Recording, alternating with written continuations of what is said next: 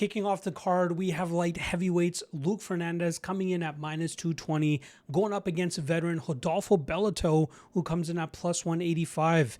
Now, starting off on the Fernandez side of things, he probably had the easiest path to the UFC, especially with the opponent they gave him on the Contender Series, a fight in which he came in as a minus 1,000 favorite, and it only took him 15 seconds to knock his opponent out and secure that UFC contract. Now, this Dante Rivera BJJ product is 6-0 as a pro. He also went 6-0 as an amateur, and he's done a great job in terms of asserting his dominance over there at CFFC, where he captured their light heavyweight title, defended a few times, and eventually got that Contender Series opportunity to get to the biggest stage in the world. He usually comes from a grapple-heavy approach, likes to take his opponents to the ground and try to smother them that way, or at least that was his approach on the amateur scene. But once he became a pro, he started to rely on his hands a little bit more, and that's now produced many knockouts for him as a professional. He did go back to his grappling roots against Christian Edwards in his last CFFC matchup to try to grind out that performance. Edwards, on paper, probably a better striker, so Fernandez knew for him to secure that win, it was going to have to be a little bit more grindy and a little bit more of a grappling approach rather than letting his hands go and try to come through with a highlight reel knockout. But he could easily rely on his hands against his last opponent, which is why he came out with the win so quickly. Again, more of a grappler than a striker, and I think it's just going to be a matter of time before he gets that reality check that he still needs to improve his striking game, and it could potentially come this weekend as he goes up against the tough, rugged, and veteran style of Rodolfo Bellato.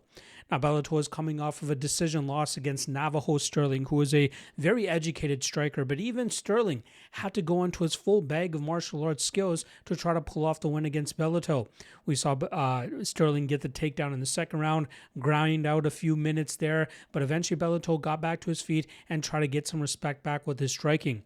What has caused Bellato issues in the past are grapple-heavy fighters, but we've seen in certain fights that he can stop that approach and then get to a striking game where he often has an advantage over his opponents.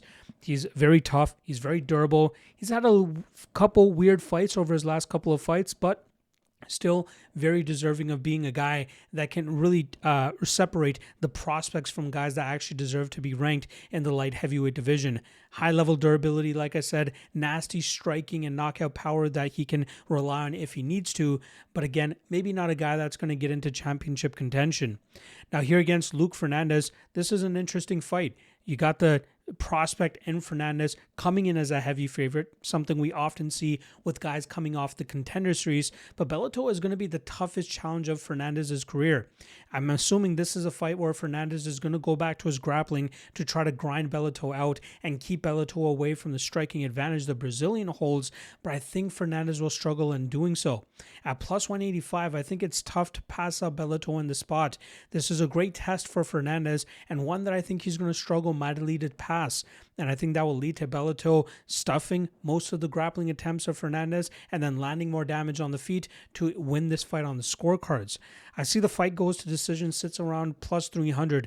And considering the amount of grappling I'm expecting to take place in this matchup, I can see this fight hitting the scorecards. So even if you don't like Bellato as the underdog play, maybe considering that fight to go to decision would be up your alley a little bit more. But I'm going to go Bellato here, and I think he wins this fight on the scorecards.